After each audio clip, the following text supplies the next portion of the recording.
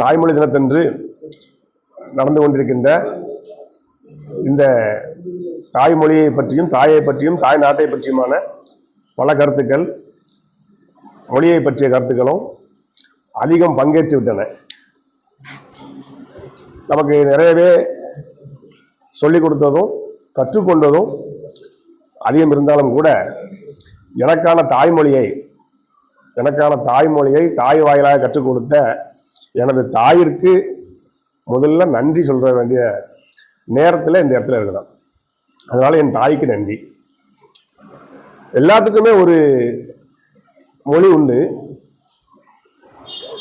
பட்சிகளுக்கும் பறவைகளுக்கும் பூச்சிகளுக்கும் விலங்குகளுக்கும் அனைத்துக்குமே ஒரு மொழி உண்டு, ஒரு உரையாடல் உண்டு. அவைகளும் தங்களுக்குள்ளே பேசிக்கொள்கின்றன, எறும்புகளும் பேசிக்கொள்கின்றன.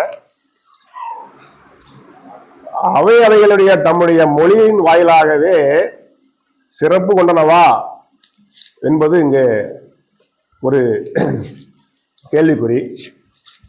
அதுலேயும் உலகத்தில் இருக்கக்கூடிய அனைத்து மாந்தர்களுக்குமான தாய்மொழி நாள் இன்னைக்கு. அப்போ 1952 வங்காளத்தில் கிழக்கு பாகிஸ்தான் நடந்தக்கூடிய அந்த மொழி போரில் ஏற்பட்ட அந்த நிகழ்வுகளின் அடிப்படையில் இதை நமக்கு உலகத்தின் தாய்மொழி நாள் அப்படிங்கிற தேதி நமக்கு அறிவிச்சிருக்கிறாங்க. மகிழ்ச்சி. அவரவர்தம் தாய்மொழியில அவரவர் உரையாடல்களும் அவரவர் தாய்மொழியில அவரது பெருமைகளையும் பேசிக்கொண்டிருக்கக்கூடிய காலம் இது அனைத்து நாடுகளிலையும். இப்போ நாம் நம்மளுடைய தாய்மொழியான தமிழ் மொழிய கற்றுக்கொள்வதுங்கிறது இன்றைய காலகட்டம். தமிழ் மொழியை அனுபவிச்சோங்கிறதும் ஒரு காலகட்டம். தாய்மொழிய தாயின் வாயிலாக கேட்டதை விட தந்தையின் தோள்களில் ஏறி உலகத்தை கண்டதும் காணவிருப்பதும் நாமே. ஏன்னா அண்ணா சொன்னது போல ஒரு நாடு என்பது என்ன, மொழி, இனம், கலாச்சாரம், பண்பாடு அத்தனையும் ஒருங்கே பெற்றது ஒரு நாடு. அவளும் சொல்லி ஒரு சுருக்கமான முறையில சொல்லிட்டு போயிட்டார் அண்ணாதுரை. அப்ப அது கூட ஏற்றுக்கொண்டோம். அப்போ நமக்கான நாடு இல்லை. அப்ப தாய்மொழி தாய்நாடு என்று சொல்லக்கூடிய அந்த நிகழ்வே இருந்தா கூட தாய்நாடுன்னு சொல்ற நம்ம தந்தை நாடுன்னு சொல்லவே இல்லை, தந்தையர் நாடு இல்லை. ஏன்னா தாயின் வழியாகவே வந்த தாய்மொழியை நாம் கண்டது போல நமது தந்தையார் நாடாகிய தந்தை நாடு, அதுதான் அவரு நம்மளுடைய முன்னோர்கள்ல வள்ளுவர் நமக்கு ஒரு தந்தையராகவும் அதன் பிற்பாலே ஏற்படக்கூடிய அத்தனை பெருமான்களுக்கும் நிலப்பரப்பை அடிப்படையாக கொண்டு, நிலப்பரப்பு, இந்த நிலப்பரப்பு நமக்கு எங்கெங்கெல்லாம் இருக்கு, நம்ம எங்கெல்லாம் வாழ்றோமோ அவை அனைத்தும் தந்தை நாடு.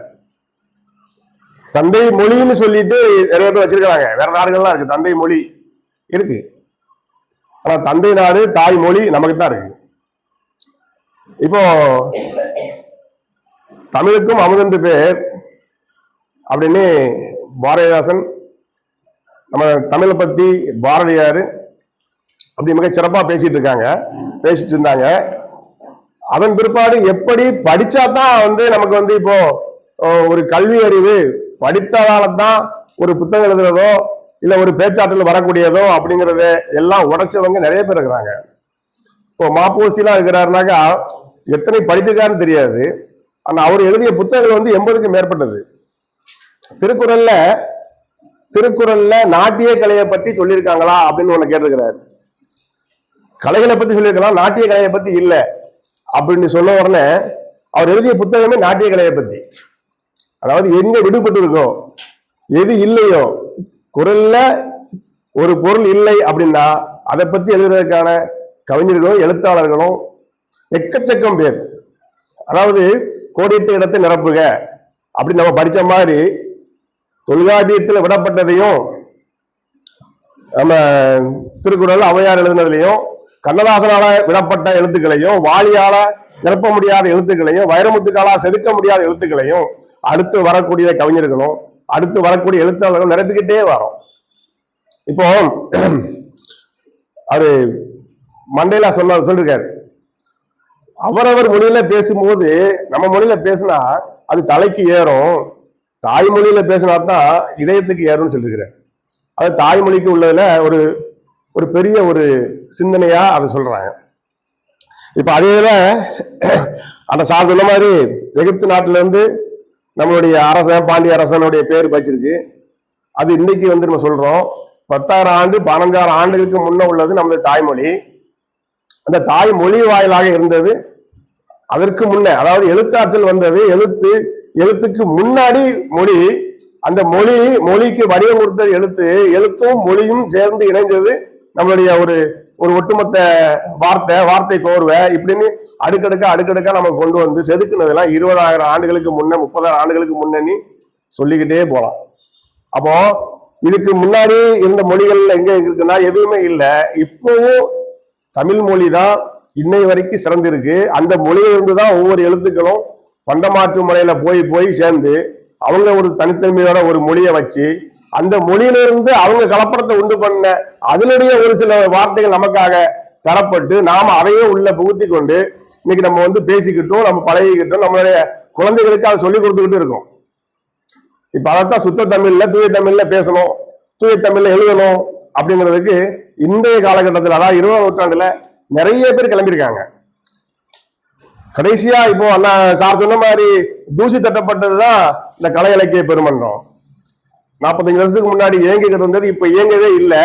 அது இப்போ தூசி திட்டப்பட்டு திரும்பவும் இயக்கத்துக்கு கொண்டு வந்திருக்கோம் கலை இலக்கிய பெருமன்றம். ஆக நாம என்ன செய்யணும் அப்படிங்கறதுதான் இங்க கேள்விக்குறி. இது வரைக்கும் தாய் வழியா கற்றுக்கிட்டோம், தாயிடமே பேசிக்கொண்டோம், தாயிடம் இருந்த வார்த்தைகளை மற்றவங்களுக்கு சொல்லிக்கிட்டு இருந்தோம், பேசிக்கிட்டு இருந்தோம், பழகிட்டு இருந்தோம். ஆனா நாம் என்ன செய்ய போறோம்? இன்றைய காலகட்டத்துல தமிழ் மொழியை உலகம் முழுக்க கொண்டு போக முடியலங்கிறதுக்காக எழுத்துக்களை மாத்தி இப்போ கணினியில புகுத்த முடியாத எழுத்துக்கள் எல்லாம் சிதைக்கப்பட்டு நமக்கு பொதுவாக ஒண்ணு அதான் லைன்னு சொல்றதெல்லாம் கணினியில ஏற்ற முடியாதுங்கிறதுக்காக லைங்கிறதெல்லாம் அப்படி ராணாவை இப்படி போடுவாங்க, ரா போட்டு போடுவாங்க, அதெல்லாம் தொலைக்கால் போட்டோம். இதெல்லாம் கணினியில இப்போ வந்து பயன்பாட்டுக்கு வந்திருக்கு, பழசெல்லாம் விட்டுட்டோம். அப்போ இதே போல புதிதாக நாம் சிந்தனை ஏற்படுத்தக்கூடியதை நம்ம குழந்தைகளுக்கு சொல்லிக் கொடுக்க வேண்டிய கட்டாயத்தில் நம்ம இருக்கிறோம். இன்னைக்கு நம்ம வந்து குழந்தைகளுக்கு கண்டிப்பான முறையில் தமிழ் மொழியின் பலன் என்ன, தமிழ் மொழியின் பயன் என்ன, தமிழ் மொழியினுடைய ஈடுபாடு என்ன, தமிழ் மொழி நமக்கு எப்படி சோறு போடுது, தமிழ் மொழி எப்படி நம்ம சுவையா இருக்கும், தமிழுக்கு அமுதுன்னு பேர் ஏன் வச்சா, செந்தமிழ் நாடுன்னும் போதிலே இன்ப தேன் வந்து பாயுது காதினிலே. 2வது பேர் சொல்லுவாங்க, எங்கள் தந்தையர் நாடுன்னும் போதிலே ஒரு சக்தி பிறக்குது மூச்சினிலே. அப்ப தந்தையை தாய்மொழியில சொன்னா கூட நமக்கான நிலப்பரப்பு தந்தை நாடு ஒண்ணு இருக்கணும். அந்த தந்தை நாடு இருக்கும் போது சொல்லும் போதுதான் நமக்குன்னு ஒரு சக்தி பிறக்குதுன்னு சொல்றாரு பாருங்க இல்லையா? அப்ப தாய்மொழி எவ்வளவுக்கு எவ்வளவு சாத்தியமோ நமக்கு தேவையோ அதை விட அதே போல நமக்கு தந்தை நாடும் தேவைப்படுது. இந்த தந்தை நாட்டுல ஏற்படுத்தக்கூடிய ஏற்றத்தாழ்வுகளை போக்கக்கூடியதுதான் இந்த பொது உடைமை சித்தாந்தத்தினுடைய ஜீவானந்தம் அவரும் அவர் கூட சேர்ந்தவங்களும் அன்றைக்கு போராடிட்டு இருந்தாங்க. இப்ப மொழிப்போர் தியாகிகள் நிறைய பேர் சொல்றோம், மொழிக்காக போராடினவங்க, நிலத்துக்காக போராடினவங்களும் இருக்காங்க. அப்ப மொழிக்காக போராடினவங்கள தாய்வழி மாமன்மார்னு சொல்லிக்கலாமா, இல்ல பொது உடைமை சித்தாந்தத்துக்காக பேசின இந்த ஜீவானந்தம் போன்றவங்களை நம்ம தந்தையர்களாக போச்சுக்கலாமா? அதாவது தாய் நாடுன்னு பிரிச்சுக்கலாம், தந்தை நாடுன்னு பிரிச்சுக்கலாம். நம்ம சொல்ல வந்தது தாய்மொழியை எவ்வளவுக்கு எவ்வளவு நேசிக்கிறோமோ அதே போல தந்தை நாடாகிய நமது தமிழ்நாடு, இந்த தமிழ்நாட்டை நம்ம எந்த அளவுக்கு, அதாவது அந்த மொழிவாரி மாநிலங்களாக பிரிக்கும் போது அதுக்கு எவ்வளவுக்கு எவ்வளவு நம்ம ஆளுங்க கன்னியாகுமரியில இருந்து அங்க திருத்தணி வரைக்கும் போறான்னு நம்ம ஊருக்கு இருக்காங்க. எதுக்காக? நம்மளுடைய நிலப்பரப்பு. இன்னைக்கு அதையெல்லாம் உடைச்சிட்டு தான், அந்த நிலப்பரப்பெல்லாம் உடைச்சிட்டு தான் எகிப்துல போய் நிக்கிறோம். இன்னைக்கு அங்க இல்ல இங்க இல்ல, தமிழனுடைய பண்பாடு இல்ல, கலாச்சாரம் இல்ல, யாரும் சொல்ல முடியல. இன்னைக்கு எங்கேயோ போய் நின்று இருக்கோம். குமரிக்கண்டம் ஒண்ணு மறைஞ்சிட்டு, குமரிக்கண்டத்தை இன்னைக்கு ஒரு காலகட்டத்துல இந்த நீரோட்டம் கடல் வந்து மாறி நிலப்பரப்பு மேலே கிளம்புமானால் அங்கேயும் குமரிக்கண்டத்துக்குள்ளேயும் தமிழன் தான் இருக்கும்.